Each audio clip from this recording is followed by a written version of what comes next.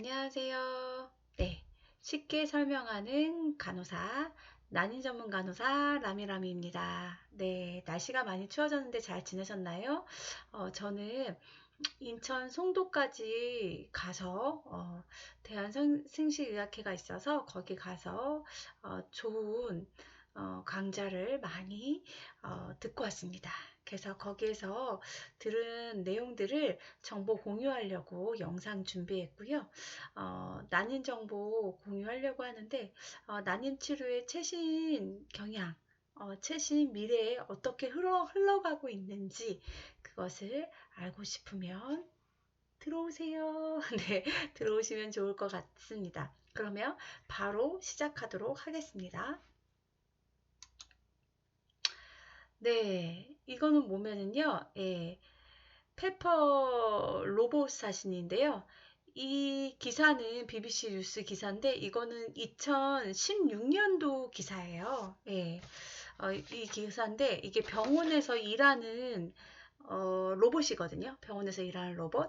그래서 인간의 감정을 이해하도록 프로그램된 휴머노이드 로봇 페퍼 벨기에의 두 병원에서 접수원으로 일을 맡고 있습니다.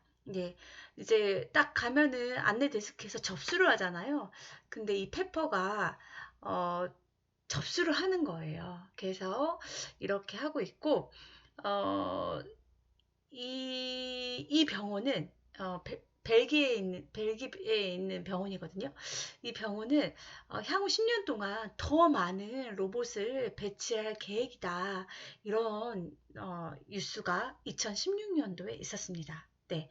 이렇게 우리는 지금 빠르게 우리 실생활에서 로봇이 장악하고 있습니다. 로봇이 장악하고 있는데 점점 그 범위를 넓혀가고 있잖아요. 근데 요번에 난임간호 연수 강좌에서도 AI가 굉장히 핵심적으로 이 강의 내용에도 AI 난임 치료에 있어서 난임의 미래의 방향은 AI 쪽으로 간다는 내용의 그런 강의들이 많이 있었어요. 그래서 이게 어떻게 돼가고 있는지, 그 흐름이 어떻게 돼가 있는지 한번 같이 알아보면 재밌는 시간이 될 것 같거든요. 네, 제가 어, 이 먼저 서울 아산병원 이다윤 교수님이 발표하신 그런 강의를 보면 이제 배아 등급을 위한 인공지능이 계속 발달되고 있다. 이렇게 얘기하시거든요. 그래서 이 배아의 등급을 잘 매겨서 정말로 퀄리티 좋은 배아를 선별할 수 있다면, 네, 임신 착상률과 성공률은 올라갈 것이다. 이게 기본 베이스거든요. 근데 배아를 선별하려면 빅데이터가 필요하고, 그리고 그런 그 데이터를 갖고 이 컴퓨터가 AI가 분석을 해야 되잖아요.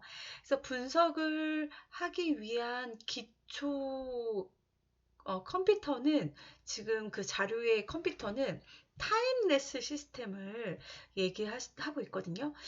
타임레스가 뭐냐면 지속적 배아 발달 모니터링 시스템이에요. 이게 뭐면 정자와 난자가 수정을 하죠.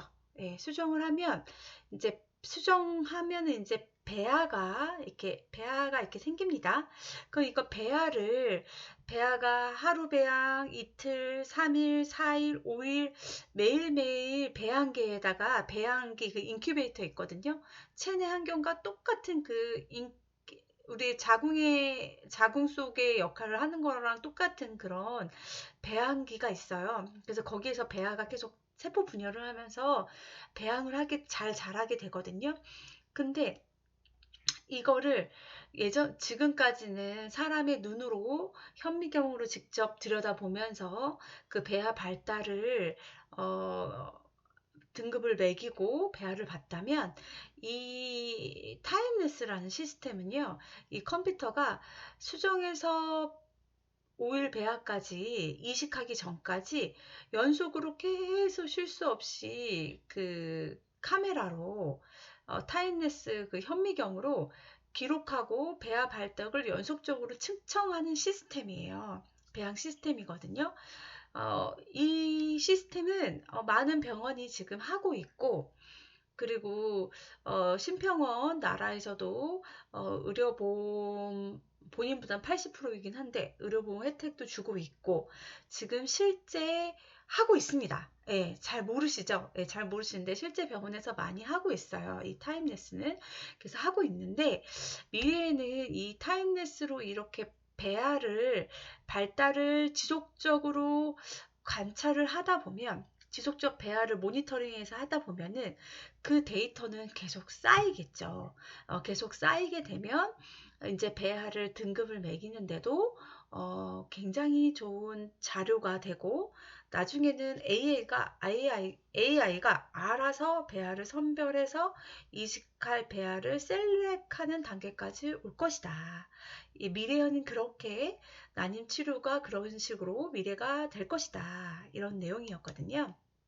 그래서 이 배아 등급을 위한 인공지능 시간경과 시스템은 배아 및 남모세포를 분류하고 그런 인공지능 기술로 자리를 맺을 것이다. 또한 그거에서 끝나는 것이 아니라 정자, 머신 러닝 for sperm selection이라고 이렇게 되어 있잖아요. 이게 보면 정자 선택을 위한 기계학습을 이 AI에게 시켜서 모양, 운동성 DNA의 데이터를 그 빅데이터를 계속 추적함으로 인하여서 가장 좋은 정자를 선별하는 그런 시스템이 되는 거죠. 나중에는. 그래서 빅데이터로 인해서 결과를 예측하는 거예요. 그 사람의 그 빅데이터에는 나이, 난임 기간, 임신여, 난자체체 횟수, 이식 횟수 이런 데이터들을 딱 입력했을 때 이제 통계적으로 이 AI가 이렇게 그 기본 정보를 쫙 입력을 했을 때 임신 성공률, 그런 것들을 이제 데이터 해주는 거죠.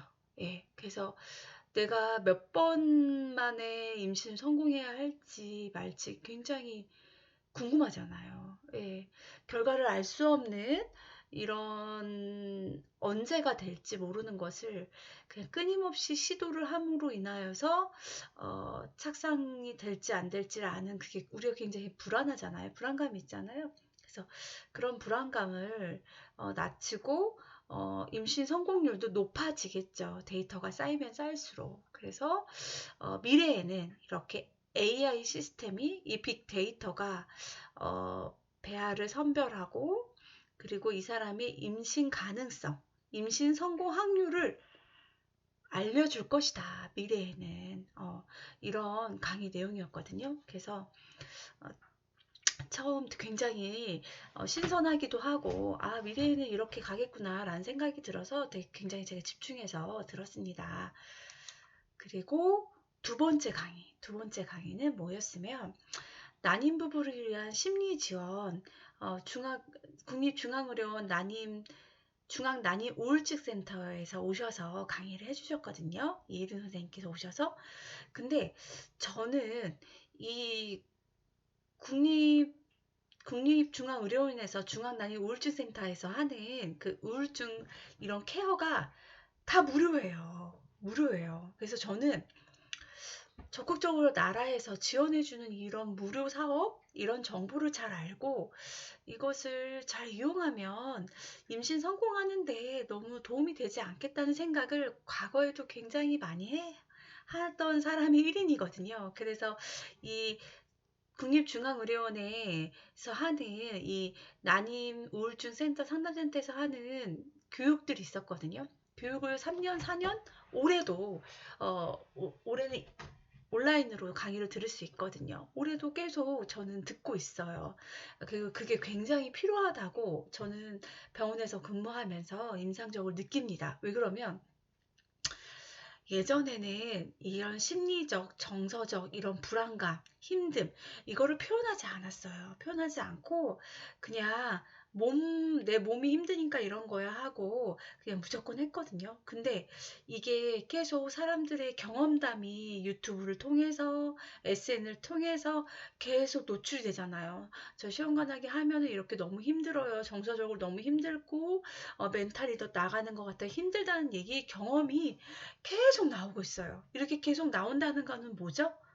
이거는 케어를 받아야 된다는 얘기거든요. 그래서 시험관하기 시술한다는 것 자체가 인공수정이나 시험관하기 임신이 자꾸만 실패된다는 거 이거 자체가 굉장히 정서적으로 심리적으로 어렵다는 거를 지금 계속 모든 분들이 경험하면서 얘기해주고 있어요.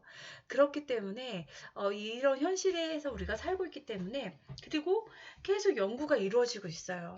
이게 심리적으로 우울증으로 힘든 이런 것이 임신율에 전혀 도움이 되지 않는다는 연구가 계속 나오고 있어요. 그래서 저는 이 멘탈 관리, 예, 이 마음 관리 이거 굉장히 중요하다고 생각하거든요. 그래서 나라에서 하는 이런 지원 사업들 적극적으로 이용하셨으면 좋겠고요. 그래서 임신을 하는 배아를 이식하는 거는 병원의 도움을 받지만 나의 마음과 나의 정서적인 심리적인 도움은 또 이런 기관이 있으니까 여기서 도움 받아서 이런 것들이 다 합쳐서 시너지로 임신을 성공하시는 효과가 전 더 커진다고 생각하거든요. 그래서 제가 이것도 그냥 지나치지 않고 이건 지나치지 않고 자세히 좀 알려드려야 되겠다. 대상이라든지 이런 거에서 제가 놓았거든요. 네, 그래서 난임 부부의 공통적 특징이 있어요. 난임을 겪으면서 공통적 특징 보면 노력을 해도 이룰 수 없고 결과를 통제할 수 없는 것에 좌절을 하게 돼요. 대부분 우리가 노력을 하면 항상 결과가 있죠. 네, 근데 나의 노력한 만큼 결과도 높은 게 아니잖아요, 임신이. 그래서 그거로 인해서 굉장히 힘들어 하세요. 이렇게 노력했는데도 안 돼? 그럼 난 안 되는 거야? 포기하고 또 다시 일어서고 이걸 되게 굉장히 반복하시거든요. 그리고 난임 시술이 반복이 굉장히 일상의 한 부분이 자리를 잡게 되거든요, 나중에는. 그리고 경제적인 부담이 높고 임신 기대감은 적지만 나중에 후회하지 않기 위해서 시술을 반복적으로 시술을 계속 시도하는 그런 특징이 있어요. 그리고 여성으로서 임신은 한번 경해야 되는 건 당연한 거 아니야? 그렇기 때문에 아쉬움에 포기가 안 되는 것도 있고요. 그리고 임신 시도 기간 동안은 주변 관계에 뭐 가족, 친구들 간에 단절이 이루어질 수밖에 없거든요. 어, 그래서 고립감이 생기고 부부간의 대화도 좀 단절돼요. 많이 하게 되면 횟수를 하면 할수록 실패하면 할수록 해서 나중에는 나 시험관 하기 시작했어. 결과 이렇게 됐어. 이렇게 결과만 공유하는 사이가 되고 그리고 계속 임신이 실패하면 나중에는 이혼으로 되는 거 아니야? 나 이혼 사유가 되는 거 아니야? 이것을 걱정하시는 분들도 많다고 해요. 그리고 나는 내 캐리어와 나의 경력, 일을 굉장히 좋아하시는 분인데도 병원 다니면서 하는 게 굉장히 어렵잖아요. 그래서 큰 마음을 퇴사를 하게 되는데 퇴사하고 나면 굉장히 상실감이 오거든요. 내가 하던 일을 다 없어진 것 같고 되게 존재감이 없어진 것 같은 그런 상실감이 오거든요. 그리고 난임 휴직으로 쉬게 되면 휴직하고 난 다음에 많은 시간이 있잖아요. 그 시간이 가만히 있는 게 더 힘들고 불안감이 느껴요. 그래서 뭐래도 해야 되겠다는 그런 심리적인 생각으로 좀 가득 차거든요. 그렇기 때문에 어, 이 난임 부부의 모든 사람들의 이런 공통점이 있다는 것을 아셨으면 좋겠어요. 나만 그런 게 아니라 누구나 다 이 공통적 특징을 갖고 있다. 여기에서 오신 강사님이 얘기해 주셨거든요. 그리고 첫 번째로 가장 힘든 게 비용 문제래요. 1위가 비용 문제. 시술 비용이 너무 부담스럽대요. 그래서 몸이 힘든 것도 있지만 돈만 되면 계속 시도하고 싶으나 시술 비용이 너무 경제적으로 타격이 너무 크다. 비용 문제가 1위예요. 이런 거 보면은 나라에서 좀 더 지원을 확대해 줘야 되지 않을까라는 생각이 제가 굉장히 계속 들고 있어요. 그리고 의료보험 횟수도 무제한으로 좀 해주고, 그리고 보건소에서 110만 원 지원해 주는 거 있거든요. 그러면 소득 기준을 180%만 소득 기준인데 소득 기준을 좀 더 높여야 될 것 같아요. 맞벌이이신 분들 되게 많거든요. 그래서 나라에서 좀 요거는 좀 비용이 너무 하기 때문에 나라에서 좀 도와줘야 되지 않을까. 우리 난임으로 계속 시술하시는 분들, 네, 우리 힘내서 계속 의견을 내면 좋을 것 같고요. 2위는 정신적 고통, 3위는 일상생활이 굉장히 무력하다, 3위는 가족과의 갈등. 네네. 남편이 비협조적이신 분들 생각보다 많거든요. 남편이 비협조적인 거. 그래서 되게 힘들어 하세요. 혼자서. 예, 협조적인 거, 협조를 안 해주면 굉장히 힘들어 하시더라고요. 그리고 정서적인 문제는 우울이랑 감정 기복이 가장 많이 있고요. 체중 증가랑 호르몬에 의해서 몸이 좀 붓거든요. 부종이랑 소화도 좀 안 되고, 그리고 피부 트러블, 두드러기 이렇게 나시는 분들도 굉장히 많았습니다. 네, 이런 거 막 낳고 막 두드러기 나면은 너무 싫잖아요. 예, 그래서 정서적인 문제가 많습니다. 그래서 이 난임 우울 상담센터의 상담 대상을 제가 알려드리려고 준비했거든요. 그래서 난임 부부, 난임 부부는요, 피임을 하지 않고 1년이나 임신이 되지 않는 경우, 예, 저기 상담하실 수 있고요. 유산, 사단 등의 임신 유지에 정서적 어려움을 호소하는 경우도 할 수 있고요. 임산부도 가능합니다. 임신 중에 호르몬 분비로 인하여서 우울증 많이 오거든요. 그거 가능하시고, 산모는 출산 후 12주 이내 산모도 가능하시고요. 양육모도 가능하거든요. 예, 양육모는 이제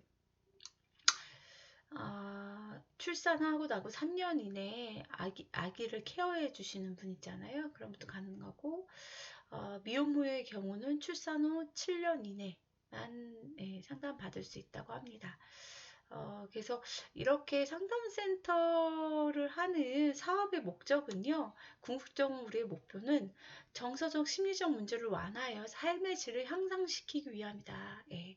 삶의 질을 향상시켜 주는 게 가장 큰 사업의 목적입니다. 예. 우리 삶의 질이 떨어진다면 네, 이런 센터에서 도움을 받아서 해주시면 하면 너무 좋으실 것 같아요. 네.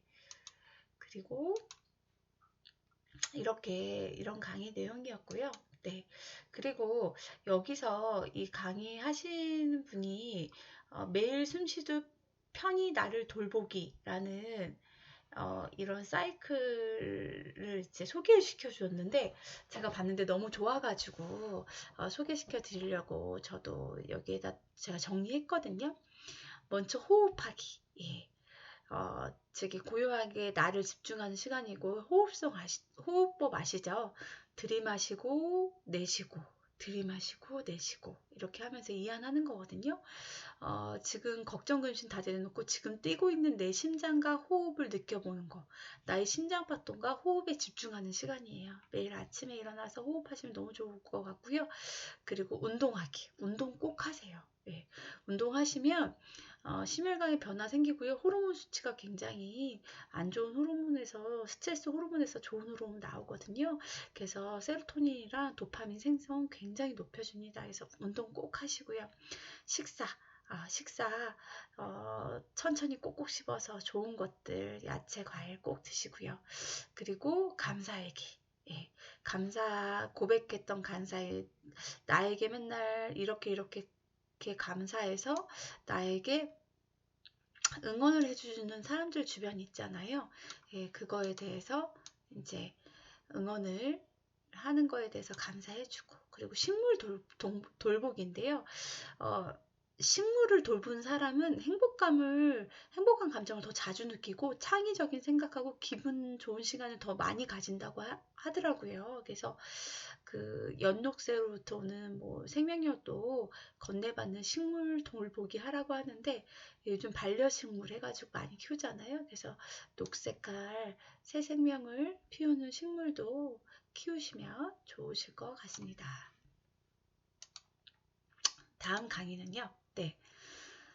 다음은 배아 및 자궁내과 평가에 대한 새로운 접근법. 서울 나의 여성의원 정미경 박사님이라고 그 연구실이거든요. 연구실 그 박사님, 네, 연구실장님, 네, 박사님께서 해주셨는데 앞에서 얘기했던 그 타임레스를 또 얘기하셨어요. 그래서 타임레스 시스템으로 인한 그 AI 있잖아요. 그 개발을 유럽이랑 미국에서는 벌써 테스트 중이라고 얘기하고 계시더라고요. 그래서 예를 들면 난자를 냉동하신 분들 있잖아요. 난자 냉동하면 난자는 몇 개 해동해서 배아를 생성할 수 있을까? 대부분 지금은 난자는 해동할 때 많이 죽거든요. 예, 예, 배아랑 틀리게 해서 많이 죽어요. 그래서 난자는 20개 이상 모으라고 해요. 왜 그러면 해동을 할 때 너무 많이 생존율이 좀 낮아가지고, 그리고 미성숙한 난자인 경우가 너무 많아서 20개 이상은 보관해야지 배아 생성이 잘 된다고 얘기하고 있거든요. 그래서 이제 이런 AI가 발달되면 난자가 몇 개 해동했을 때 배아를 생성할 수 있을지도 이제 데이터가 쌓일 거 아니에요. 계속 그렇게 되면. 그리고 미세 수정 아시죠? 난자에다가 정자를 한 마리를 넣어서 하는 시술이거든요. 그래서 그 미세 수정하는 부위는 어디가 가장 좋을지까지도 되게 세세한 부분이잖아요. 그런 것도 이런 AI를 통해서 타임레스 그 시스템 통해서 그런 부위도 선별할 수 있고 세세한 것도 그런 데이터가 쌓임으로 인해서 가장 베스트인 것을 찾아낼 수 있을 것이다. 이렇게 얘기해 주고요. 그리고 굉장히 신선했던 거는 PGT. 예. PGT가 뭐죠? 세포를 떼어서 유전자 검사를 해서 정상 배아만 이식을 하는 게 PGT예요. 착산적 유전자 검사라고 하거든요. 착산적 유전자 검사를 하려면 배아의 조직 한 부분을 생검을 해야 돼, 떼내야 돼요. 그러면 배아가 손상이 이루어지겠죠. 예, 뭔가 하면서. 그리고 배아가 죽을 수도 있는 상황이고요. 예, 그런 상황이 이렇게 떼내다 보면 그럴 수 있거든요. 약한 배아 같은 경우는 그럴 수 있거든요. 근데 이게 Non-Invasive AI PGT-A라고 비침습적 기술이에요. 그러니까 이 PGT를 AI로 분석을 해서 이렇게 침습적으로 생검을 하지도 않아도 그 배아의 형태와 배아의 모양을 갖고 차선적 유전자 검사를 한다는 거죠. 예. 정상 배아의 유전자를 선별해낸다는 거거든요. 굉장히 획기적인 기술이잖아요. 네. 미래에는 그렇게 갈 수 있을 것이다. 이렇게 얘기를 해주셨거든요. 근데 이제 제가 생각하기에는 여기에서의 단점이라고 해야 되나, 좀 한계라고 해야 되나, 그거는 5일 배양까지는 무조건 가야 돼요. 배아가 5일 배양까지. 근데 우리가 배아가 5일 배양까지 가기가 굉장히 좀 힘들거든요. 굉장히 어렵거든요. 5일 배아. 그렇기 때문에 여기서 한계점인 것 같아요. 배아를 5일까지 잘 키우는 거. 네. 대부분 3일 배양 8세포기까지 가는 경우가 되게 많아가지고 현실적으로 그러고 있는데 모르죠. 나중에 미래에는 이 배양 기술이 더 발달돼서 다 5일 배아로 배양할 수 있는 날이 생길 수도 있겠죠. 예, 기술이 발달되면 굉장히 오래되긴 하겠지만 그래서 나중에 미래에는 차산적 유전자 검사도 직접 세포를 떼지 않고 이 AI로 타임레스의 이 빅데이터로 분석을 해서 정상 배아를 선별한다. 이런 내용이었어요. 굉장히 좋은 내용이죠. 저 되게 기대되고 미래가 예, 그런 거고. 그 다음에 ERA라고 WOI라고 더 윈도우 오브 임플란테이션인데 이거 보면 ERA라고 아세요? 병원에서 많이 하는 건데 그 자궁 내막 수용성 검사라고 예, 지금 내 내막이 배아의 속도와 내 내막의 속도가 같은지 그래서 그걸 딱 보는 거거든요. 내 배아는 3일 배아인데 내 내막은 벌써 5일째 내막이야. 그러면 이식해도 안 되겠죠. 아니면 내 배아는 3일째 배아인데 내 내막은 2일째 내막이야. 그럼 아직 내막이 준비가 안 된 거잖아요. 그래서 그 자궁 내막 수용성 검사라고 ERA에 대해서 얘기를 해줬는데 이것도 많은 병원에서 이미 하고 있긴 한데 이 데이터가 쌓이면 더 활성화될 것 같아요. 활성화되고 그리고 자궁 내막이 딱 맞는 그 수용성 검사를 데이터를 딱 해서 정말 베스트 타이밍에 내 내막과 내 배아와 딱 맞는 날에 이식을 하게끔 미래에는 그런 기술력이 계속 발달할 것이다. 이렇게 얘기를 해주셨고 그리고 자궁 내막 착상하는 자궁 내막에는 수많은 미생물이 있다. 그리고 그 미생물은 그 많은 미생물이 있는데 자궁 내막에 있는 그런 유산균들 있죠. 유산균들이 착상을 하는 데 있어서 도움이 된다. 그래서 내막에 직접 흡수되고 주입되는 그런 유산균, 그런 개발을 하는 쪽으로도 계속 연구가 이루어진다. 이런 얘기를 해주셨거든요. 그리고 만성 자궁 내막염. 우리가 알지 못하지만 내막이 만성으로 자궁 내막염을 갖고 있다. 그런 얘기도 있었거든요. 강의 내용에. 그래서 이 강의를 들으면서 제가 생각난 거는 그럼 질 유산균도 있잖아요. 질 유산균이든 무슨 유산균이든 먹으면 좋겠다라는 생각이 갑자기 들었어요. 그 강의를 들으면서. 그전부터 유산균이 도움이 된다는 얘기는 있었지만 더 이제 확실히 들었고 그리고 질정처럼 유산균을 질정으로 넣어서 흡수되는 유산균을 개발하면 좋겠다라는 생각을 좀 했거든요. 그리고 만성 자궁 내막염은 이제 항생제 치료를 들어가야 되거든요. 그래서 모든 사람한테 그렇게 할 수는 없고 지금 현재로서는 자궁 내시경으로 만성 자궁 내막염이 있는지 없는지 조직 검사를 해요. 그래서 자궁 내막 조직이 만성 자궁 내막염이다 하면 항생제 치료하고 난 다음에 이식 들어가거든요. 예, 그렇게 되고 있습니다. 그리고 이제 그 다음 강의는 리오라 여성위원회 박혜리 원장님이 해주셨는데 성공적인 이식을 위한 최적의 이식 타이밍이라는 그런 제목으로 강의해 주셨거든요. 근데 내용은 좀 진료적인 부분이라서 좀 어려운 부분이 있어서 제가 그냥 하나로 그냥 딱 정리했거든요. 정리했는데 내용은 즉슨 보면 우리가 가베란 시험관하기 주사를 맞고 채취를 하잖아요. 그렇게 가베란 유도할 때는 내막이 자연 주기보다는 더 빠르게 갈 수 있다. 그 내용이었고, 그리고 세포 분열이 성장이 느린 배아는, 그리고 채취한 그 배아가 성장이 느린 배아는 내막이 빠를 수밖에 없다. 성장이 느리니까. 그렇기 때문에 이렇게 내막이 빠르게 가신 분들, 성장이 느린 배아이신 분들은 다 배아보다는 내막이 빠르기 때문에 그 주기에는 배아를 모두 동결하는 것이 낫다.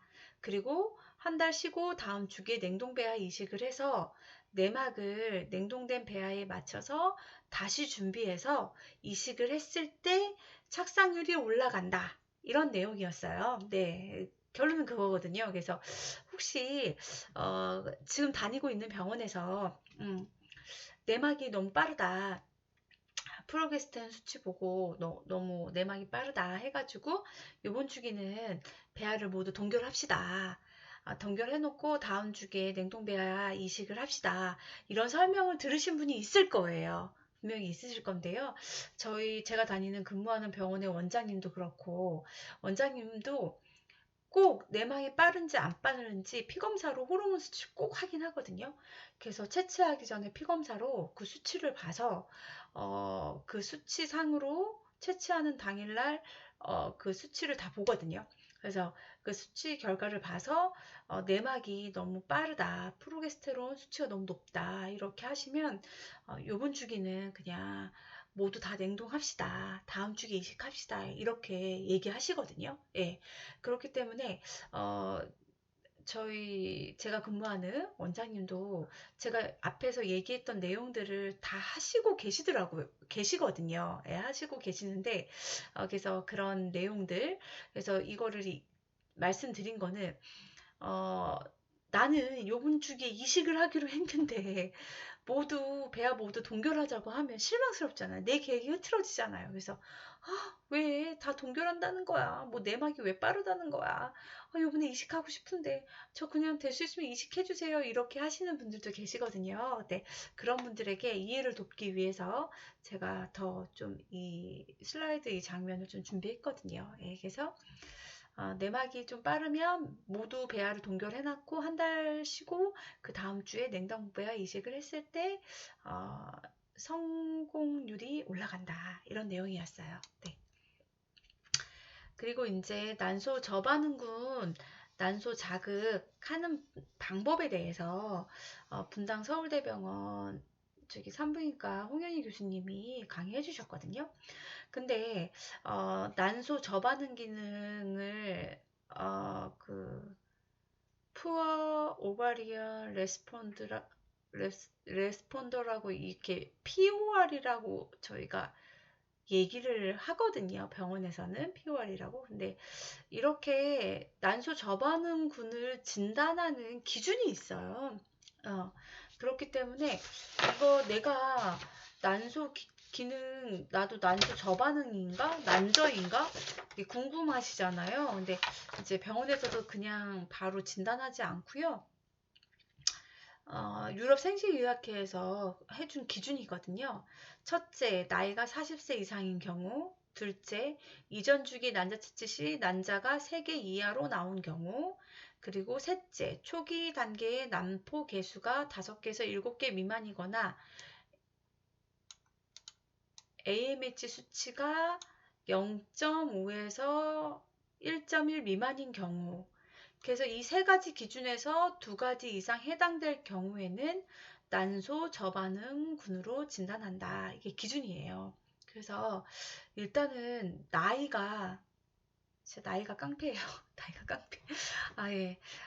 여자에 있어서 현실적으로 거부할 수 없는데, 이 나이가 40세 이상인 경우, 이런 경우는 무조건 해당되고, 둘째, 셋째 중에서 하나만, 이 세 개에서 두 개만 돼도, 난소 저반응군으로 진단한다고 합니다. 네. 일단은 이렇게 난소 저반응군에게 난소 자극을 잘 하는 방법이 무엇일까? 이거에 대해서 얘기해 주셨거든요.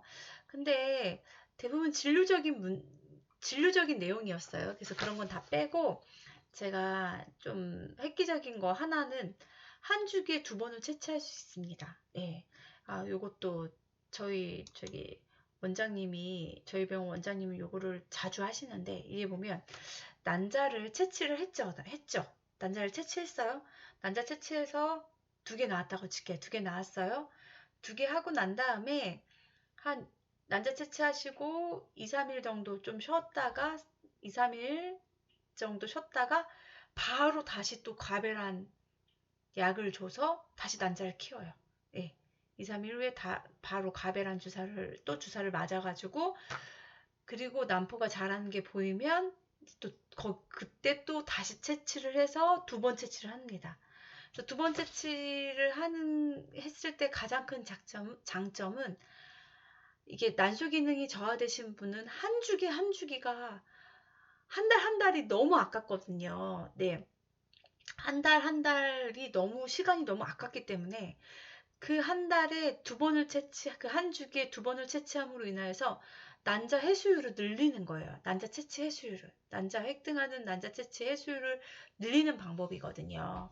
그래서 이 방법을 요즘 쓰고 있다. 이런 방법이 있다. 그리고 테스토스테론 호르몬을 이게 테스토스테론 겔이 있거든요. 겔을 이렇게 하루에 몇 미리씩 매일매일 바르면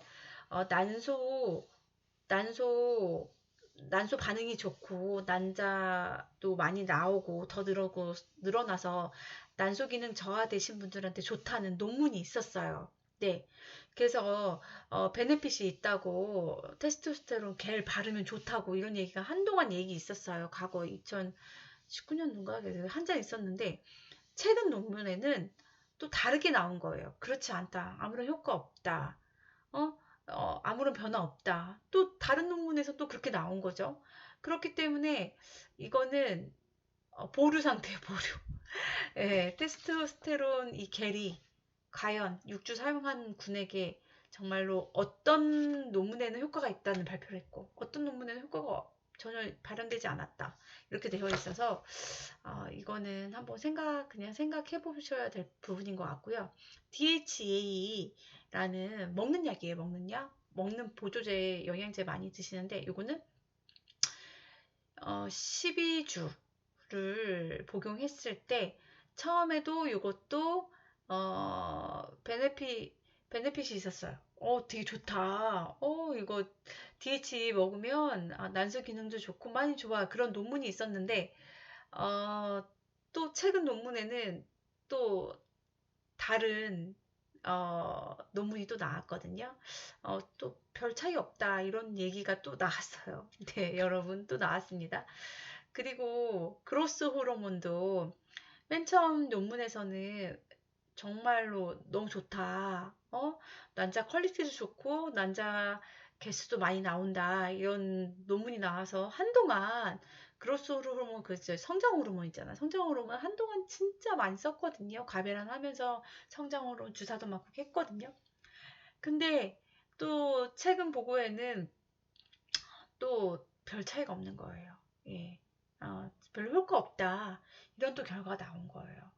그래서 근데 그리고 코엔자임 Q10도 처음에는 효과가 너무 좋다 했는데 항산화제제거든요. 코엔자임 Q10 그다음에는 별 변화 없다. 이런 논문들이 서로 다른 내용들이 보고가 됐어요. 그렇기 때문에 어떤 군에게는 좋은 결과가 있고 어떤 군에게는 전혀 결과 차이가 없다 이렇게 나온 영양제들이잖아요. 제가 말씀드린 것들이. 그래서 근데 또 효과를 보신 분이 있잖아요. 그래서 제 생각에는 코엔자임 큐텐이나 이런 거 보조식품으로 충분히 먹을 수 있다면 이 그로스 호르몬, 성장 호르몬은 굉장히 고가이기도 하고 병원 가서 배주사 처방받아야 돼서 구하기도 힘들고 좀 그렇거든요. 그래서 이거 말고는 그냥 내가 할 수 있다면 제가 봤을 때 코엔자임 Q10은 그래도 좀 먹어도 되지 않을까라는 생각이 좀 들긴 하거든요. 그래서 시술 시험관하게 들어가면서는 대부분 끊거든요. 시술 전에 대부분 들어가는 거지 시술 후에는 거의 복용 안 하시거든요. 이런 거는. 네. 그리고 난소 PRP라고 있어요. 이게 2022년도 논문 발표된 건데 내 자가 혈장을 내 피를 이렇게 뽑아가지고요. 내 피에 혈소판이 있거든요. 예, 혈소판에는 굉장히 줄기세포 못지않은 그런 세포 활성 물질들이 굉장히 많거든요. 그래서 그거를 지금 내막에다 자가 혈장 혈소판 주입술 자궁 내막이 얇으신 분들은 내막에다 지금 주입을 해서 시술하고 있거든요.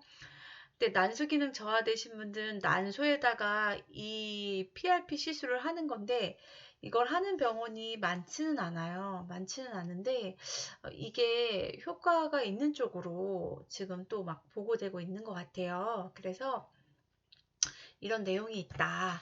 라고 이런 정보가 있구나. 이런 방법이 있구나. 정도만 알고 계시면 좋을 것 같습니다.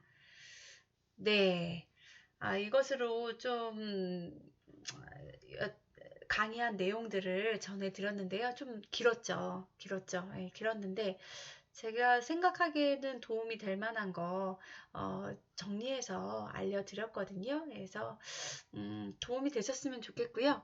네, 도움이 되셔서 심리적으로 이런 불안감, 뭔가라도 해야 되지 않는가라는 이런 불안감의 두려움, 불안감 이런 것들이 좀 낮아졌으면 좋겠고, 그리고 이렇게 잘 준비함으로 인하여서 네, 임신 성공도 하셨으면 좋겠고요. 네, 다음에 또 영상 준비해서 뵐게요. 네, 감기 조심하세요. 네, 추운데 감기 조심하세요. 다음에 또 뵐게요.